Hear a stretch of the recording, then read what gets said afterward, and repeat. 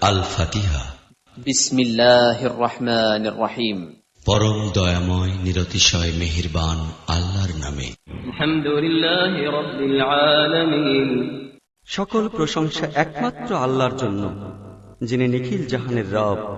আর রহমানির রহিম, যিনি পরম দয়াময় নিরতিশয় মেহেরবান। মালিক ইয়াউমিদ্দিন, এবং বিচার দিনের মালিক। ইয়াকা না'বুদু ওয়া ইয়াকা নাস্তাঈন, আমরা কেবল তোমারই ইবাদত করি এবং কেবল তোমারই নিকট সাহায্য প্রার্থনা করি।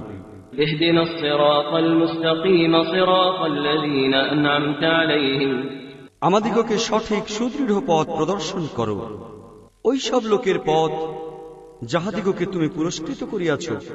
গায়রিল মাগদুবি আলাইহিম ওয়ালাদ-দাল্লিন, যাহারা অভিশপ্ত নহে, যাহারা পথভ্রষ্ট নহে। আসসালামু আলাইকুম। কোরআন শরীফের তর্জমা পড়ার সময় অনেক পাঠকরা কিছু বিভ্রান্তির মুখোমুখি হচ্ছেন।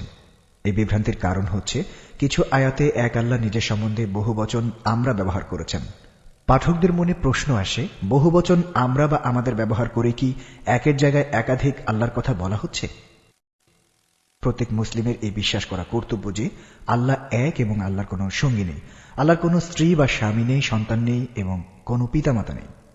আরবি ভাষায় ব্যাকরণে যখন আল্লাহকে তৃতীয় পুরুষ হিসেবে সম্বোধন করা হয়, তখন একবচন উনি বা ওনারা, হু বা হুয়া ব্যবহার করা হয়। এক্ষেত্রে ওনারা বা ওনাদের ব্যবহার করা হয় না। যখন আল্লাহকে দ্বিতীয় পুরুষ হিসেবে সম্বোধন করা হয়, তখন একবচন আপনি বা আপনার, আন্তা বাক্য ব্যবহার করা হয়। এক্ষেত্রে আপনারা বা আপনাদের ব্যবহার করা হয় না। কোরআন শরীফে যখন আল্লাহ নিজেকে প্রথম পুরুষ হিসেবে সম্বোধন করেন, তখন কোন জায়গায় একবচন আমি বা আমার, আনা, ইয়া বা ইয়া ব্যবহার করেছেন। আবার কোন জায়গায় বহুবচন আমরা বা আমাদের, নাহনু বা না ব্যবহার করেছেন।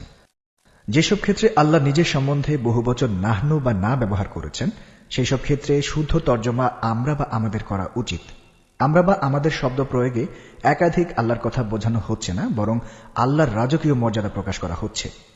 ব্যাকরণে এই ধরনের বহুবচনকে বলা হয় রাজকীয় বহুবচন বা রয়্যাল বা ম্যাজিস্ট্রিক প্লুরাল।